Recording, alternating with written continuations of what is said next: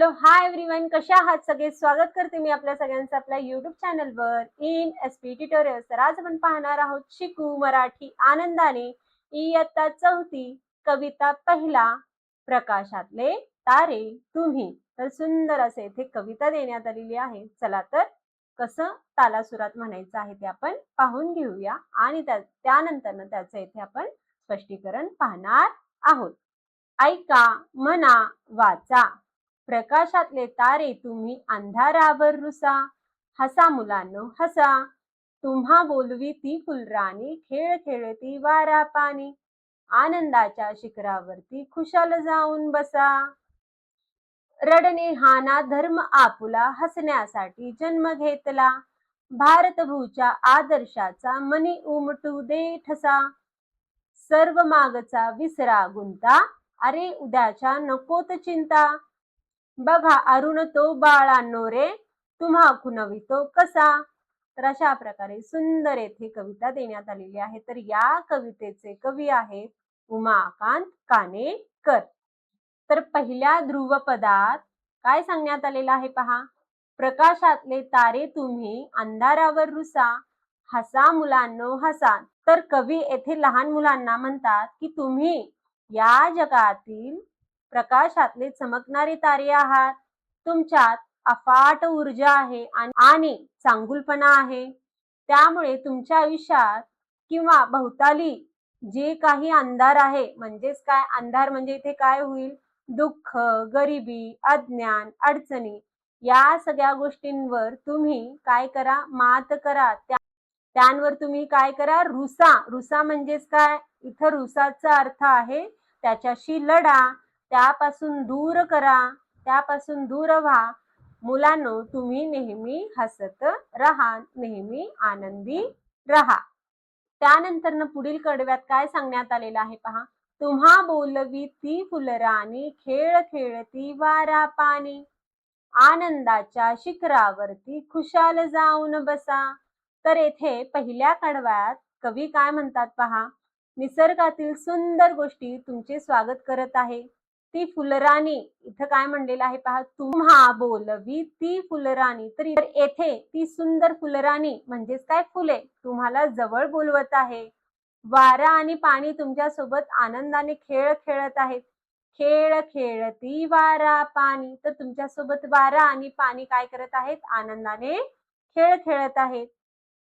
आनंदाच्या शिखरावरती खुशाल जाऊन बसा. म्हणजेच इथं काय म्हणलेलं आहे, निसर्गातील हा आनंद घ्या आणि आयुष्यात खूप मोठी प्रगती करा. आनंदाच्या शिखरावरती, शिखर कशाचं असतं, आनंदाचं असतं. आनंद कधी भेटतं, जेव्हा आपण कशात तरी सक्सेस होऊ, आयुष्यात काहीतरी मोठी प्रगती करू, तेव्हा आपल्याला हे आनंदाचं शिखर म्हणजेच काय, यश येथे भेटतो.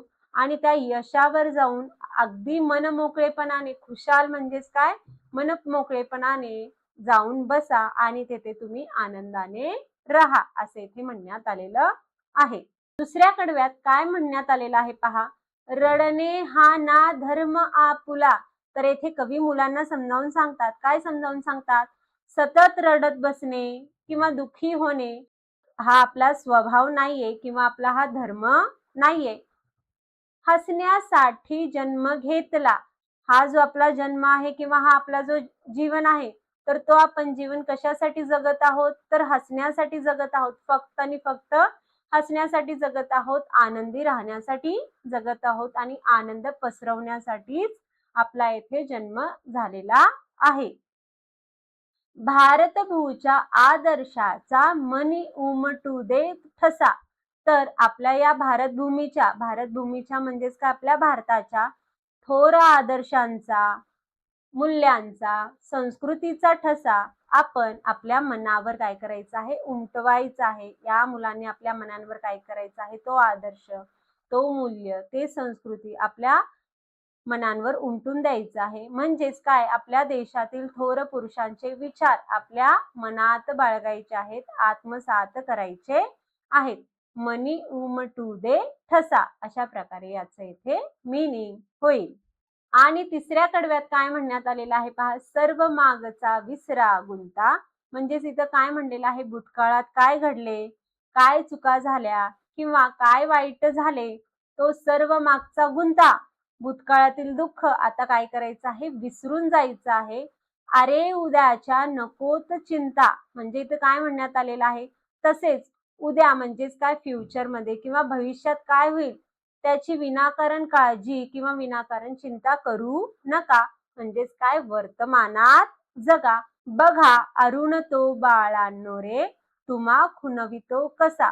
तर इथे बघा म्हणलेलं आहे. अरुण म्हणजे काय, येथे सूर्याला अरुण असं म्हटलेलं आहे. येथे सूर्य जो असतो तो रोज नवीन सकाळ आणतो आणि त्या नवीन सकाळसोबत एक नवीन आशा रोज घेऊन येत असतो. तुम्हाला तो हाताने खुणवतोय. कोण, तो सूर्य आपल्याला हाताने खुणवतोय. काय खुणवतोय, की काय करा तुम्ही, नवीन सुरुवात करायला चालू करा. तो कसा सांगतोय आपल्याला, हात खुणवून येथे सांगतोय. तर अशा प्रकारे येथे मुलांना कवी काय करतात, प्रोत्साहन देतात की तुम्ही नेहमी काय करा, हसत राहा. काय करा, थोर पुरुषांचे गुण आत्मसात करा आणि सतत चेहऱ्यावर हसू ठेवा, असं येथे सांगण्यात आलेलं आहे.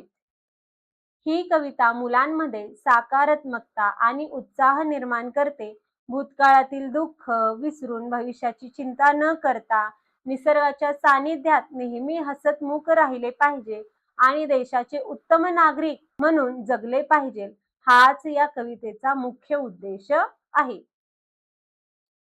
तर अशा प्रकारे आज आपण कविता पहिली, प्रकाशातले तारे तुम्ही, हा कविता पाहिलो. तर व्हिडिओ आवडल्यास लाईक करा, शेअर करा, सबस्क्राईब करा. पुन्हा भेटूया असेच अनेक व्हिडिओ घेऊन. Bye bye.